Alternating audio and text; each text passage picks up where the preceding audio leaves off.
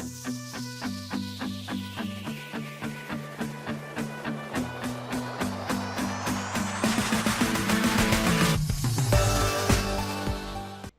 guys, Shane McMurray from the Wedding Report. In this episode, I speak with Adrienne from Uncommon Camellia in New Orleans. They're a wedding coordination company, and there's some good insight in here for you.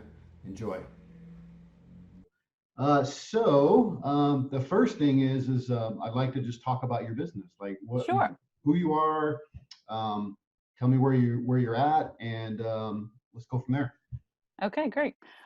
So my name's Adrienne, and I founded a business called Uncommon Camellia, and we do wedding coordination. So, like a lot of wedding planning companies will do coordination and planning and design, and we only do the coordination part. Really, just the Yes. coordination part? Mm-hmm. So, Wow. so we work with brides or couples starting at like the 6 weeks before the wedding mark. Okay. So they'll hand over all of the plans they've already made to us.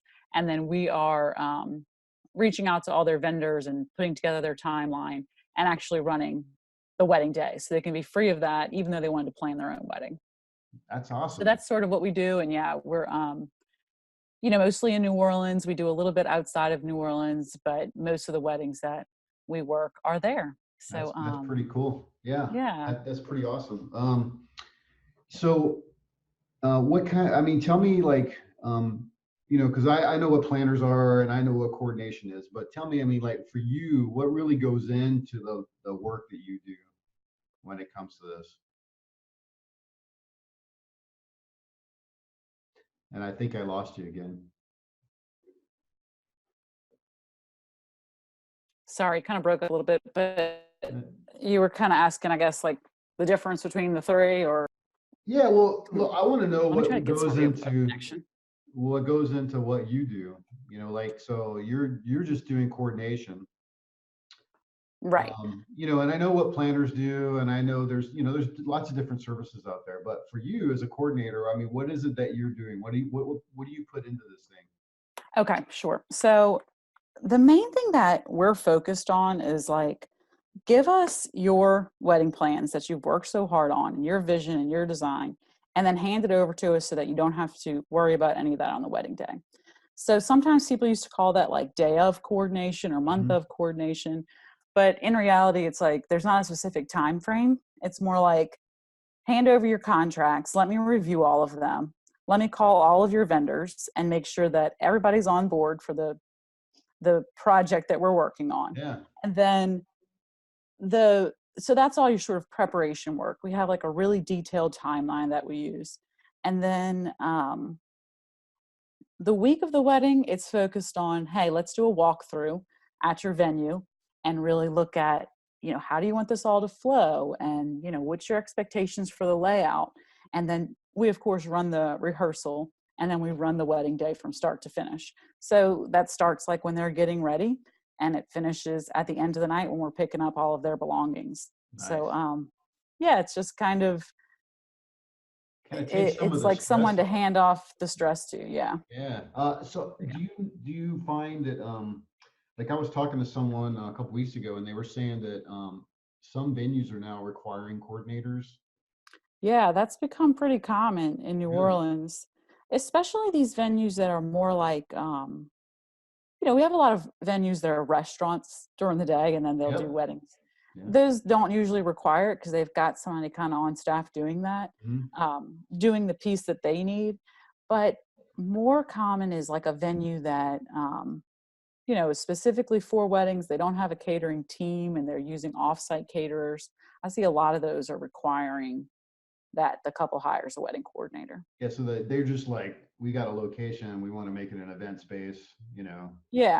And even That's the fine. ones that are doing like a step above that, like they're taking some part in it, Yeah, I think they're too wanting a coordinator because they're seeing like, well, if I have a coordinator involved, that's going to get me more of a guarantee that all of these vendors are going to show up and that nobody's going to try to trash my place and leave or right, that, right. and I think really the bottom line is they know that the client's going to be happier if somebody's managing all that and they're not going to be stressed. So that's not going to end up reflecting poorly on them. The client's going to have a better experience if a coordinator's there. So they're going Mhm. to require it. That's pretty cool. Yeah. that it makes sense too. Like if I owned an event space, that might be the best way to go, especially if you didn't have, if you didn't want to staff up, right, to have someone on site. Right. Um, that's pretty Well, and much you what it's also, for. Yeah. yeah, and you're looking at if you own an event space, like how many people on staff do you have so that you feel like, okay, I've got enough coordinators to cover every weekend that I'm booked this year. And, it's always somebody I trust and it's somebody who has this level of experience. I mean, it's really could be like an excessive sort of position to have. Right. Right. But if you're outsourcing it, it might be a little smarter. Yeah. Cool. So what's your website? Just want to So make. it's uncommoncamellia.com. All And right. then we're on Instagram at the Uncommon Camellia.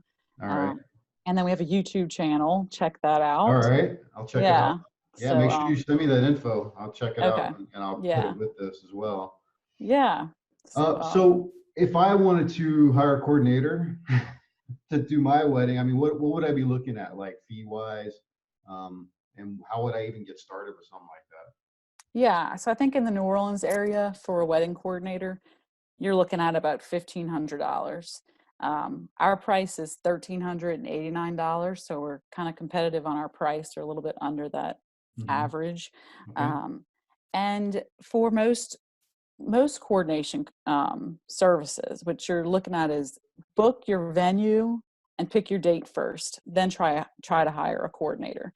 Because if you don't do that and you try to interview planners or coordinators and then you book and they're not available that date, well, you've kind of wasted all that time you invested in interviewing people. So it's better just pick your date, pick your place, and then find a coordinator. Gotcha. So when you think is probably like the best time to get you guys involved? I know you You said like know, 6 weeks prior, but I mean, you think it, you right. guys No, do so you'd further want to on? hire way before that because you want your date. Yeah, yeah, of So, course.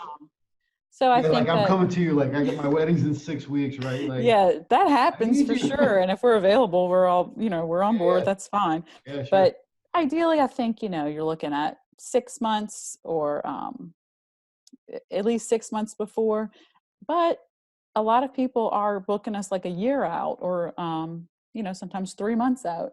Yeah, So it's fine with us as long as we're available. But I think sure. if I were planning my own wedding, I'd want to, book that venue and then call the wedding coordinator next. Yeah, cool. Because that's actually one of the next questions. What specific advice would you give couples, right? And I think you just really Yeah. said it, right? Like book your event, have your date, book your event, and then get a coordinator to help you. Yeah. Well, yeah. And that's, I think my biggest advice right now for couples that's really just been on my mind is, if you're going to plan this beautiful wedding day, put a lot of your money towards service. Don't worry so much about, you know, having like the most expensive food or the fanciest venue or, having a photographer for a really long period of time. Instead, think about like, I want a really um, good photographer that knows what they're doing. So they like provide this great service, or I Hmm. want a wedding coordinator to come and handle all this stress so I can enjoy the day. I find that people are really happier when they've spent their money on excellent service. That Um, makes sense. and sometimes you can't see that. So it's hard to like choose that when you're looking at Mhm. Pinterest, you can't see service. No, you see um, product, right? yeah. And so I think it's good to recognize like, the way you feel is going to have a lot to do with um, the service and not so much exactly how it looks. Yeah, that's awesome. I would probably do that. I mean, my wife typically does most of our family event stuff, but Yeah. man, I tell you nowadays, like, I mean, it's just time is crazy, and Yeah. I'd be like, I don't want to deal with it, right? You know? Right, right. And like when you show up, you want it to just be a good day where like everything's taken Yeah, care of. yeah, And that requires like some good service, across the yeah. board. Well, I think couples are generally moving towards more experience type stuff, not Yeah, necessarily the place or the best product or the great dress. I mean, right. a lot of my nephews and nieces that have gotten married over the past year, they're probably in their late 20s or so, Okay. very just so I mean, like super cash. And I'm Yeah. like, and it was all about like the party at the end, right? So Yeah. one of them we went to, they went and got, we didn't even go to the wedding. It was in Atlanta. Um, they went to the mountains to get married, had just very specific family, and then we met at this beautiful venue at night and had a big party. And Yeah. that's it. Yeah. I Yeah. mean, I mean, I think that that's, they had this great experience on the mountaintop or, wherever yep, they chose. And it's like yep, they got these beautiful pictures. And then it's about like, let's really celebrate. yes, Um, so yeah, I think that I, that's probably trending. yes, I agree. So let's talk a little bit about the business side of this too, because Okay. part of this is to help businesses as well. So for you, like business, what do you think's working well business wise? Like what's working well that's really helping you? Yeah. Um, okay. So I think that maybe it's not just my perception, but I think in the other businesses I talked to, one of the problems in the wedding industry is that wedding professionals deal with a lot of burnout, right? Like it's very hard to work so many weekends in a year and to also be working in an industry where every time you work, it's that client's like most important day of their life. So because of that, it's like kind of high pressure and it's high stakes for sure. Like you've got to get your job done right. So I noticed, there's people around me that there's this problem with burnout, and just like getting overwhelmed or working too hard and just trying to make your money when it's during the season, but then also getting exhausted. So I think that that's a concern. And one way that we've really tried to deal with that is to have multiple people working on our team. So, sorry, let me walk outside for a Yeah, second no here. worries. Um, so, the model that we have as a business is that we've got 10 lead coordinators. So, anytime a referral comes to us, I can almost guarantee that one of them really wants to take that wedding. They really want to work that wedding. And if nobody's available and nobody feels comfortable taking it because of whatever they've got going on in their life, Yeah, then like we just let that go and say, okay, well that's just one referral we're not going to get, and we're going to pass that on to another professional in the industry that we can trust and appreciate. So that's yeah, cool. I think that like that's So definitely a some balance, concern in the right? industry that's really, yeah, maybe we've got a pretty good handle on right now. So So it's adding like a little balance in life, right? Like trying to prevent people from getting too overwhelmed with like you're working 52 weekends a year, right? And no right, vacation. And right. obviously the weekend is the only day that the thing happens, but you're doing all the work the rest of the week, right? Yeah, I mean, yeah, it's a pretty intense week as far as work. Absolutely. Um, and I also think that like, look, it's not really, it's hard to like be a one man show in the wedding industry because like if you get sick, it just happened to me. This is the first time it ever happened was this past summer. One of my coordinators was getting married, and I agreed to coordinate her wedding. Coordinated the rehearsal, midnight. I start throwing up with a stomach Oh, bug. I mean, I yeah. couldn't, I hadn't even hit the 12-hour mark by the time I was supposed Wow. to be there. But, thankfully we've got this team and I could just hand over my timeline and they could pick it up and they knew exactly what to Wow. do because Yeah. of preparation. Because if you don't have some sort of plan in place like that, I mean, life happens to everybody. Everybody. Everybody. It Yes. took me 3 or 4 years before I even like felt sick on a wedding day, but eventually it just happens. Yeah. Have you always had like, has it always been more than one of you guys in the business or? It started out just me, and then it kind of grew um, Nice. over the past few years. So That's yeah, so great. at the Fantastic. time it was just me, and that kind of kept me up at night sometimes. Like, Oh, oh, I bet, right? I mean, you're what like, happens if? these people are relying on you and it's the most important day of their life, right? Right, right. If you have like 2 weddings you have to go to in a year, you're probably going to be there for them. But if you got 20 weddings or 40 weddings, there's a good chance on one of those days, Something's happening. you get a flat tire or Yeah. whatever. Kids get sick. I mean, who Kids knows, get right? sick. Things happen. Exactly. Yeah, So what would totally. you say is not working well? I mean, what anything Yeah. business wise? So one thing I'm really like working on right now to try to improve something that's not working well is, so I talked before about like this detailed timeline that we use. Mm-hmm. And we spend like a significant amount of time creating a timeline and then like editing it, just making it a document that everybody can use. And that's also like visually appealing. You know, Yeah. if he gives some vendors like a 15-page document, nobody reads it and they don't use it. So we put a lot of work into kind of developing something, but it's still just like time consuming. So, you know, I think there's a lot of different, like we use HoneyBooks. There's all these different sort of client management systems out there that help with different aspects of the Right. process. But that's one piece that, you know, like we're struggling with. Like I think we're spending too much time doing that.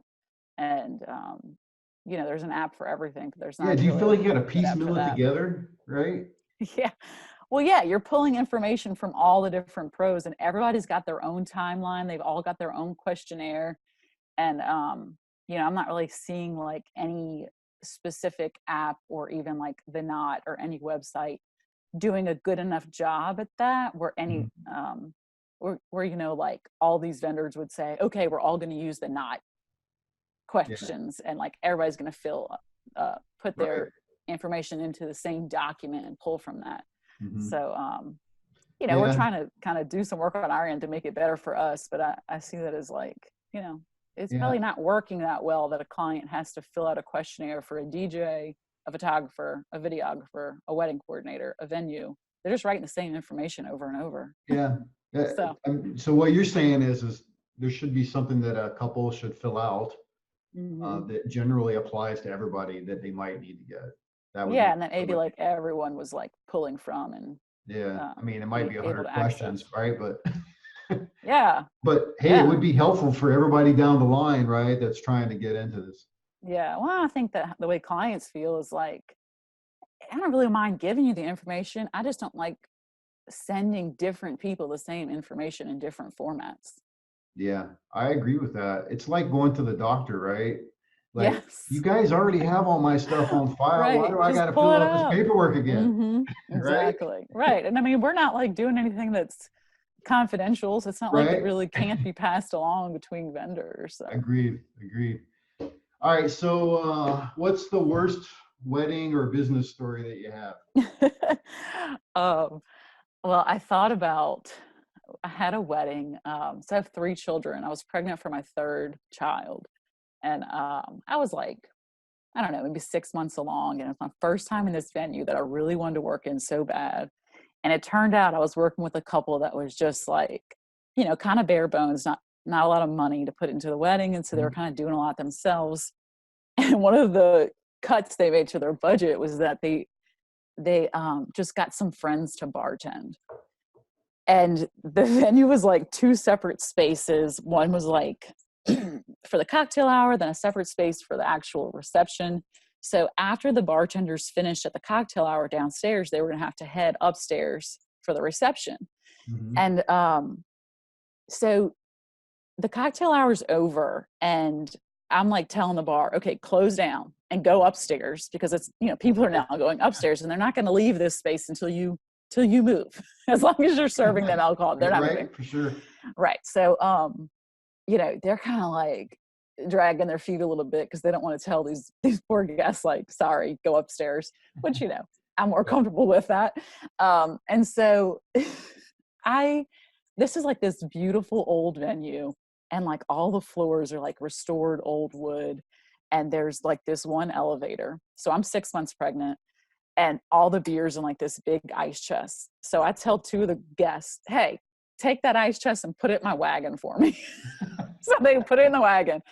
And I don't realize that when they put the ice chest in my wagon, it pulled the plug. Oh Okay. no.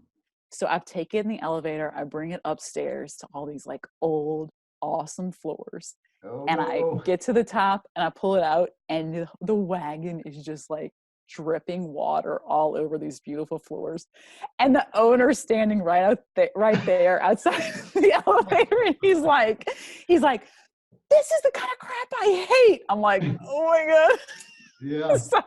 So like I couldn't pick up that ice chest to move it into the wagon, but like my adrenaline was flowing. So I just like picked up the ice chest and put it down and plugged it. I'm like, okay, I'm so sorry. And I like, Oh got a my bucket and gosh. like dealt with it. It was okay, but it was like one of those situations where like, oh man, this like couldn't have gone more wrong. Right? Oh my God.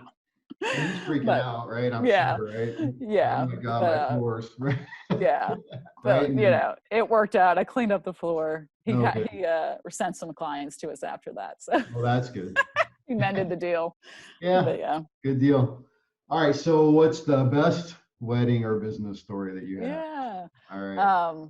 So I love telling the story of my very first wedding. So this wedding was like a crazy day. We wound up not finishing the day until like 4 a.m. Wow. Um, but it was like a couple that just went in on everything. It was at the cathedral, and they had a second line and a cigar bar and like awesome food. And I mean, they had like pizza delivered late at night, and just every like little experience you could add, they Yeah, thought about and they that's added it. awesome. And it was like a total blast. And I've learned a lot, of course, since that first wedding. But it was just one of these weddings where they included so much and they really needed a coordinator for it to work. And it was Mhm. such a cool wedding to have as my first, because I realized like, wow, like if you don't have a coordinator, all this hard work, all these amazing plans, they don't really happen, or they Yeah. happen in a way that just seems stressful. Um, so I thought that was like a great, I don't know if it's just fate that that first wedding was like That's probably pretty one of cool. the most jam-packed I've ever worked. But it was just a great lesson in how important it is to have a coordinator, and for me to like have my act together and know every detail that's going to happen so that I can make sure it flows. That's pretty cool. So Yeah, it before was you cool. started your business, were you doing coordination or something else prior? I am a counselor, a mental health counselor. And so before I did weddings, believe it or not, I was doing premarital counseling. Really? That's Yeah. awesome. And I was counseling brides who were like had cold feet or like were Mhm. struggling with anxiety related to the wedding. And that's kind of where this, I've always had interest in event planning and wedding planning and kind of like done it for friends over the years. But as I worked as a counselor with couples, I started realizing, huh, I don't know if this person would even need a counselor if she had somebody to help her run this Right? There wedding, you you go. know? That's So awesome. it kind of, just moved me closer to that. And I decided, Yeah. That's just like pretty cool. that point in my life, it was time to do something like this. It was something I always wanted to do. And so I just jumped in. That's awesome. That's awesome. Yeah. So, what advice would you have for other businesses? Like if you were, any specific advice, like you're, maybe you're retiring at some point and you're like, hey, maybe your daughter's going to do it. I don't Yeah. know, right? Yeah. What specific advice would you give them? My advice is build a business that isn't centered around you, just you. Build a business that's a brand that if you have periods of your life where you need to step out of it, out of the main, of actually working the weddings, if you Hmm. have days like that, if you have months or years or seasons like that, you need to have a business that's built around a brand and not just you, so that other people can step in. There's people that you've trained, there's systems that you designed, so that it's not just a one-man show. That's awesome. Well, life events happen, right? You get sick, kids get sick, Yeah. something happens, right? You need someone to help. Yeah, yeah. And like um there's a lot of wisdom in the experience that I think we get in the wedding industry. And we can either just keep it all to ourselves, and when I retire, then no, this business isn't there anymore. Or Yeah, I could, build something that I share with other people, and other people can be a part of this really cool industry and this yeah, work. And then if I retire, or if I have a season of life where I can't do it, the business doesn't just go away. right. You can still do it. Yeah, Yeah. exactly. Yeah. Cool. So, Well, I mean, that's really all the questions I had for you. Thanks so much for doing this. I really appreciate it. yeah, Um, sure. do you have any questions for me or any other thoughts? thoughts? Yeah, well, okay, I just have, I mean, just since I Okay, have you on the phone. sure. So when you do the wedding report, where are you gathering all of that information from? I get it from people that are actually getting married. So I Okay. collect data from them. So the cost data all comes from people getting married. Okay. And I actually collect a bunch more stuff than just cost. I collect their demographics. I collect other things about them. Yeah. Um, and then I use that data with local economic data to actually come up with all the numbers. Okay. So it's impossible. I mean, I really wish that I could. I've actually tried to strategize and figure out a way that I could interview every single bride that got married, but it's not possible Yeah. nor feasible. Yeah. Um, so you have to use different models for like other research companies do, like the census. The census will take samples of surveys and then they use that Yeah. data to estimate populations and all that sort of thing. So it's really Okay. the same process around that. Okay. But I use local data for economics and demographics to help me understand the local market. So it's spending data like the consumer expenditure survey, cost of living index, the American Community Survey from the Census Bureau. There's a couple demographers data that I use to help me understand certain demographics that aren't available from the census at a low level. And then my own survey data, and then data from the Okay. states. So the states, most states provide wedding numbers. Believe it or not, in when I started this, the only place I could get data about weddings was the CDC, which is the Center for Disease Control. Believe it or not, Huh. crazy. Um, but That's I kind guess of they're crazy. required to collect vital stats around births, deaths, and it used to be weddings and divorces. They don't do those anymore, but Hmm. that's where I started. And then I'd go to the states and collect data, but a lot of states don't publish their data. Like Georgia's one of them; they don't publish any data. So you have Hmm. to use what you can get from the CDC, and then you have to do a bunch of estimating, and it's a crazy Okay. thing. Yeah. And then there's a bunch of other things that go into that because as you know, people don't buy everything when they get married. They only buy certain things. So you have to figure out what the demand is for a product or service. We track 59 products. There's probably more that should be in there, but right now it's 59. Um, and then we calculate the demand based on what people say that they buy. And Yeah. so there's that part that goes into it. And then there's the things around people traveling and moving around to get married. So Okay. New Orleans is a very high travel in Yeah. populated, people, a lot of people travel in there. So they buy certain things there and then they buy certain things somewhere else, right? So we Yeah. try to figure out, on average, couples travel 48 miles from their home to get married. That's the average. And the thing is like if you get your license, like I'm in Pima County, but I can get married anywhere in the state. Okay. Same thing in all states. You can, wherever you get your license, you have to re-register it there, but you can get married anywhere in the state. So a lot of times Hmm. people will get their license where they live, and then they might get married 200 miles away. Or like, for example, in my case, I'm in Tucson. So some people go up to Sedona and get married, or they might go up to Okay. Flagstaff or the Grand Canyon.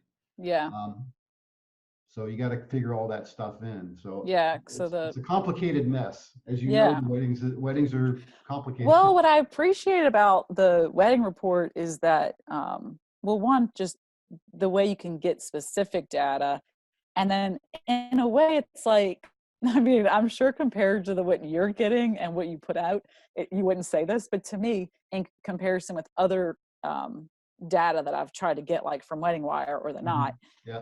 I kind of like that it's a little more raw. Like you just get, here's the numbers, here it is. Like I don't really want somebody to tell me, like, oh, um, more brides get married in New Orleans than they do on the North Shore. Okay. Like I'd rather know like 500 versus 300, like the actual numbers. Yeah. And I think that that's a benefit, is being able to just see it and pull the numbers that you actually need. I mean, when I first set my prices, I used the wedding report to find what the market average was. And I've even talked to other planners and coordinators in New Orleans who perceive the market to be the market average to be much higher than it actually Sure. is reported on your report, at Yeah. least. Um, and they kind of say, well, why do you think that, or where is that from? And I'm like, Hmm. well, I use this wedding report and I think it's useful because it's like there's people on Craigslist who are offering this service and charging $400 for it. Yes. And they are competing with us, Yes. even if they don't have a website, it doesn't mean they're not competing with us. That's the other difference is that we get all the stuff, right? It's like we get my goal is really to show you the real economics of it, not just people that hire professionals and Yeah. or the problem. I mean, the Knot and the Wedding Wire, they provide some really valuable information. Yeah. The problem is that um, most of the people that participate in their surveys are the people that buy from the people that are advertising. And the people that are advertising are Right. typically professionals and they sell high-end services. Right. And so that kind of skews the number on the high-end side a little bit. We also do, I mean, when I calculate the average, I do it from the bottom up. I don't just say, hey, tell me how much you spent on your wedding. I actually look at, okay, well, you out of the 59 products, what's the demand? And then you sum that up, and that's how I get to the average. Okay. So it's not just like, oh, how much did you spend total? I'm trying to look at trying to get the best economic picture, including people that get married in their backyard, including people that get married at the best place in town, in all the ranges in between. Right. And Because I so, think that if like for me, that's really worked in terms of like, there's people that use the Knot and there's people that hire the professionals in the Knot. And we get a lot of that business, we're on the Knot. yeah, And then we also get business that like is different than your average wedding that's using all Knot professionals, yep, right, like doing it in their backyard or like doing it on a budget or yep, just like doing it on a whim and not doing a lot of research, but they know need a coordinator. yep. So it's just been useful to me to be able to look at it from that angle too. Exactly. And it's like you said too. I mean, you as a business, you have competitors that are advertising on Facebook Marketplace and Craigslist and wherever they can, and they're Right. charging a lot less, right? Right. And if I pretend like they're not there, then they kind of start getting part of the market. They do. Because, and unfortunately, those numbers go into the average. And also, a lot of people have friends that work in the space. Yeah. So my friend might do my wedding, shoot my wedding as a photographer, and they say, oh, look, man, you don't have to pay us anything, but I give them $500, right, for at least helping. And right. they're okay with that. So those are all the things that go into this. It's not, Yeah, but I think like if I am realistic about the fact that happens, and I look at what price I want to set and like what the value is for this service. Yep. Well, if I have a way of reaching those people that might hire somebody off of Craigslist and they see, oh, this is only, it's like $800 versus $1,400, and I can be guaranteed it's professional, and like, look at all this stuff this business does, maybe it'd be worth it to just go ahead and hire the professional. Well, I might not really market to them if I wasn't comparing myself or at least aware of the fact that there's people out there other than the people who are professionally advertising. The other thing to think about though too is it's not just that part of it, like because you're professional, that's what you want to charge. But there are opportunities that you might actually make more profit and money from that you find in the lower side of the market, right? I mean, if you think about it, I'm going to use photography because it's an easy one to peg. Mm-hmm. And that is, I had a conversation with this guy once. We were at this venue and we were talking and we're talking about the averages, right? And he says to me, well, I can't walk out the door for less than $4,500. And I said, wow, okay. And I said, but what if I wanted you for 3 hours and I was willing to pay you $1,000? You telling me you're not going to take $333 an hour just to show up and do something for 3 hours, give me a USB stick at the end of the day and walk away? You just paid $1,000 for 3 hours of your time. How is that not? Why would you not do that? Right. So my point is that the people on Craigslist and the people on Marketplace, I mean, hey, I'll show up to your wedding. I'll shoot for 4 hours. I'll charge you $250. Here's some of my work if you want to look at it, right? Let's have a conversation. Right. That's it. We're done. It also says like, hey, there's a group of people that don't want all the bells and whistles.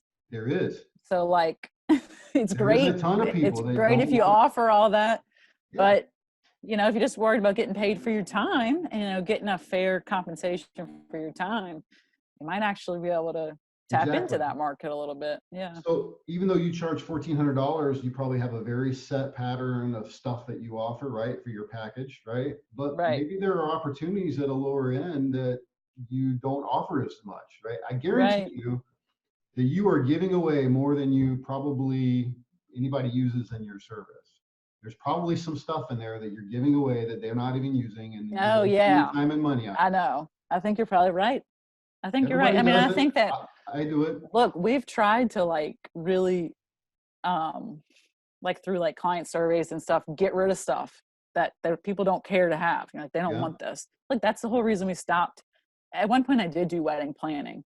Um, but like, and that's part of why I switched to just wedding coordinating. Because it was like, when it came down to it, most people were like, no, I'll plan it myself. I'll Yep. do that myself. I just want you to coordinate it, you know? Hmm. Um, so yeah, I think that that's really true. And that's an important thing to look at. Yeah. Well, think about it. And Yeah. an easy way to do that is basically just to map out your process. So walk through the things that you provide and walk through the process step by step. Just kind of map it out. I don't know if you've ever done like a value chain mapping, or it's Mm-mm. probably a little too much. But basically, I'll send you something. But Okay. it's very, I mean, you just map out, basically it's the end and the beginning, right? Or beginning and end. So when they come in, what is it that you're giving them? And you map out all the things that you want, that you have to do to provide that thing to them. Okay. Within there, you're looking at the details, right? Like how much time do I have to spend on this? Is this necessary? Am I doing two things when I should be doing one? And Yeah. just, Okay. you can shrink. I mean, Walmart, I hate to say Walmart, but the reality is these guys make billions of dollars in profit. And guess Yeah. what? They have the lowest selling products. I mean, they sell the products for the lowest price in the world. Yeah. Yeah. So they're doing something right. Yeah. They've They're mapped doing out the something right. process. Yeah. Hey,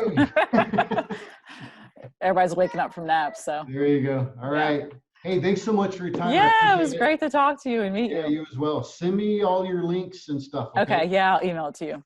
All right. Sounds good. Thanks. Okay. Bye. Take Thanks. care. Bye-bye. Hey, thanks for checking out this episode. I hope that you found it helpful. Please share it with other people.